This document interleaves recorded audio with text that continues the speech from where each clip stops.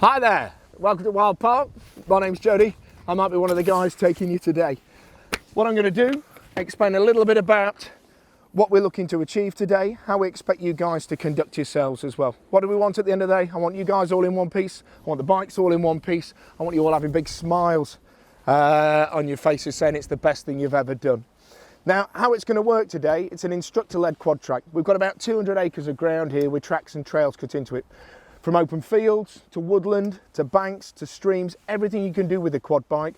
Apart from sand and snow probably today, we're ticking most of the boxes. But what that means is we've got to get used to how this bike operates on this particular day in these conditions. So the plan is we're going to start very basically, just getting used to it, and then we'll just look to slowly build it up.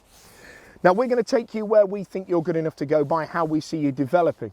But at the end of the day, you've got the ultimate choice. If you're not sure on anything at any point, stop and talk to us. We can go around obstacles, we can miss bits out. As I say, at the end of the day, we won't want you coming away from here a competent quad bike operator. Now, how it works is the instructor's going to go off on the first bike leading the way, and then we ask you guys to fill in one after each other. So it's a follow my leader, okay? There's no overtaking. We'll rejig the order whilst we're out there at certain pit stops. So what we ask is you hold your position as we're driving around.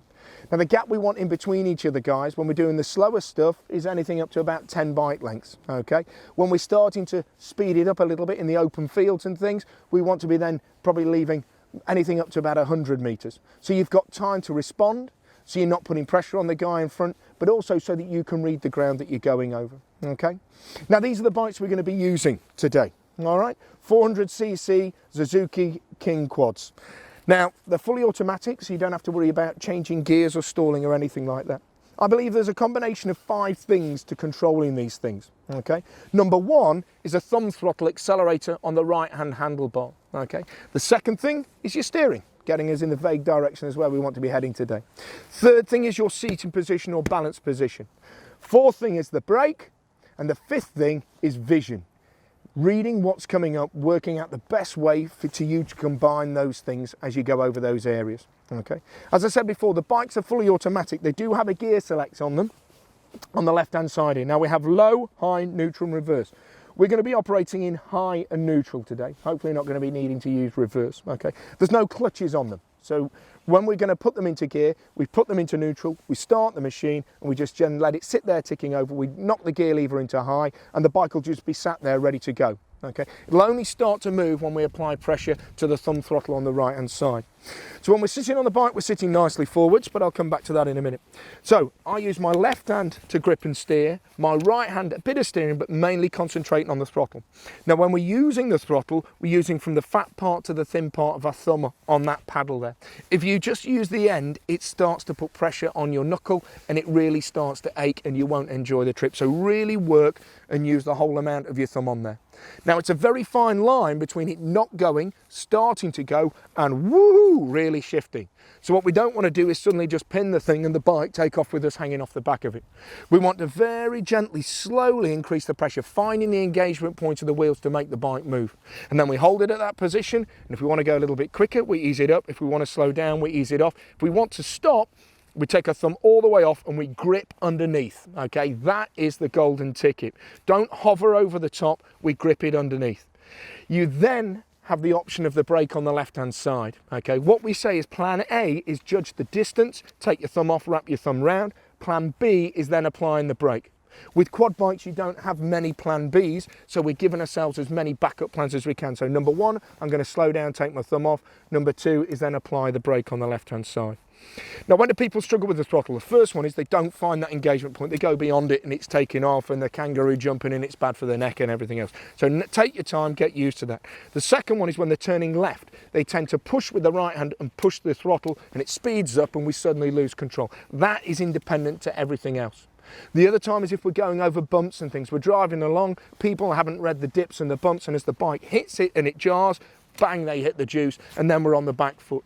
So anticipate what's coming up, looking for those bumps and changes and things. And if it does look like it's coming up to bumpy ground or ruts and things, just ease off the throttle, slow down nice and early, okay?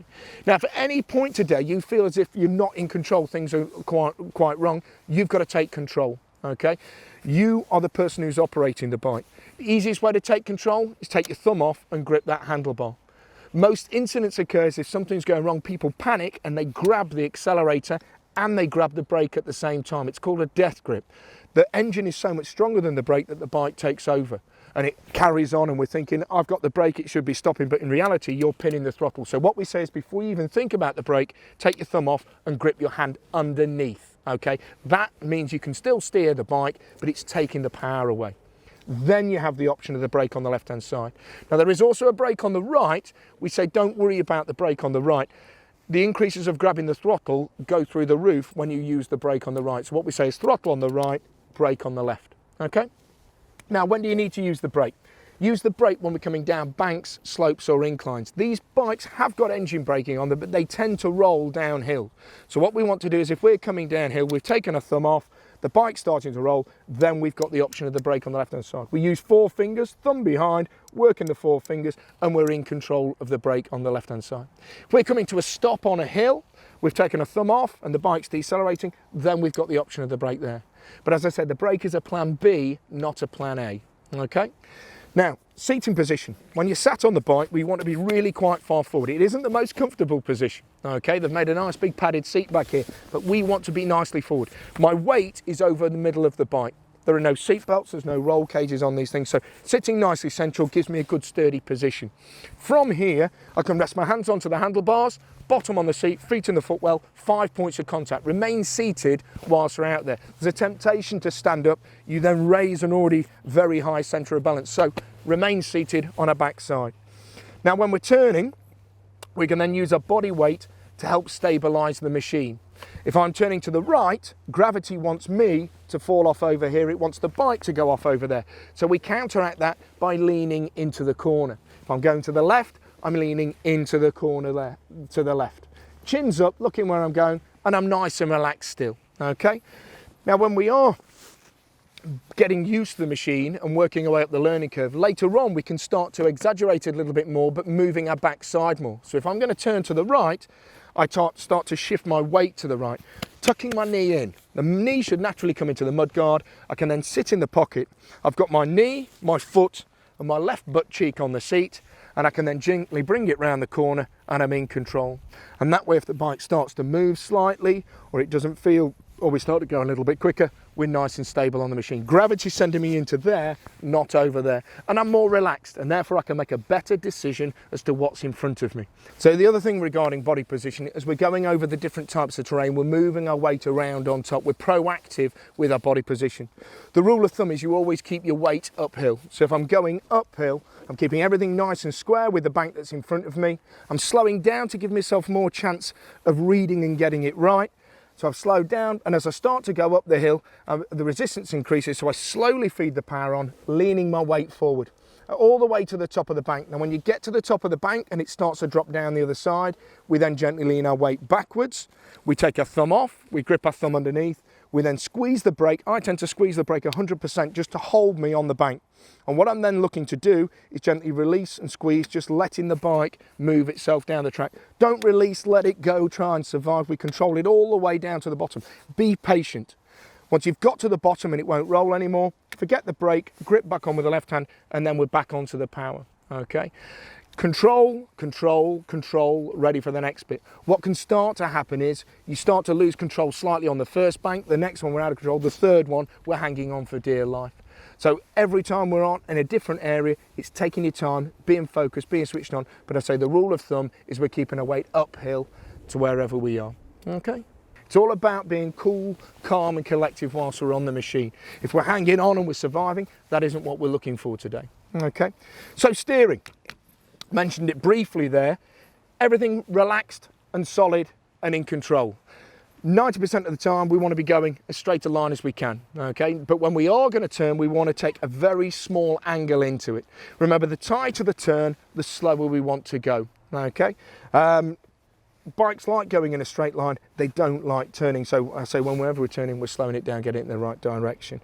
There is a temptation as we're driving along to be swinging the handlebars from side to side. It's always nice to try and get the back end out and things like that, but if you are aggressive with the machine, it will react aggressively and things will go wrong very quickly, okay? So everything we're doing is cool, calm, collective and relaxed with it, okay? Final thing is that vision. we're looking at what's coming up in front of us and we're anticipating how to combine those 5 things. Now, if we're in a nice flat open field going in a straight line and we've been on the bike half an hour or so, I'd have said, yeah, we should be able to go a little bit quicker and maintain that control level. But at the end of that run, my vision is now looking 500, 600, 700 yards in front of me. So if I'm coming from an open field into the woods, I'm not going to hit the woods at 50 miles an hour, bouncing off the trees. We're going to be slowing down well before that to then 2 or 3 miles an hour to be in control. Back into the open field, yes, we can stretch our legs a little bit. Coming up to water, potholes, we're slowing it down. The thing about these bikes are there are no seat belts or roll cages. They have a very bad reputation for a reason. You make one mistake and these things can change your life for the worse. So everything we're looking to do today is never putting ourselves in that position. Okay. The beauty of these are they're only doing what we're making them do. Okay. And so that means you focus, concentrate on what you're doing, drive at a pace in a manner that you're in control. You've probably come as a group and you probably think, oh, I don't want to be the slowest one in this, that, and that. Forget everybody else. I want you to focus on yourself. And that way, if a gap's occurring, don't think you've got to speed up and keep up. Let the gap occur, okay? Don't worry about slowing anybody else down behind you, all right? We'll have certain pit stops, as I say, as we're driving around where we can rejig the orders. We want you to fulfill your potential. We want you to have the space and time to learn at your own pace. Everybody's different in this world. We'll probably have numerous instructors within the group. So if a gap does occur, another instructor might just jump into that gap, and that way we're not going to lose anybody. Okay. At any point today, though, if you're not sure where to go, stop. Last seen heading down the A52 into Derby isn't what we're wanting today. If you're not sure on anything today, you don't like the look of something, when in doubt, flat out isn't our motto today. When in doubt, stop, talk, and we get it right. As I say, it's about having a fantastic time with these things, but after 5 minutes you start to think that it's the easiest thing in the world. After 10 minutes you think you could be a world champion quad biker. After 15 minutes things start to go wrong. Focus and concentrate right to the very end. It is not over until you turn that key off at the end. At the end of the day, don't forget to smile whilst we're out there. It's about having fun, but it's about being safe. We're going to have 100% in control, 100% of the time, and we're going to have a spectacular time today, guys. Thank you very much for listening. Have a good trip, and we'll see you soon. Cheers.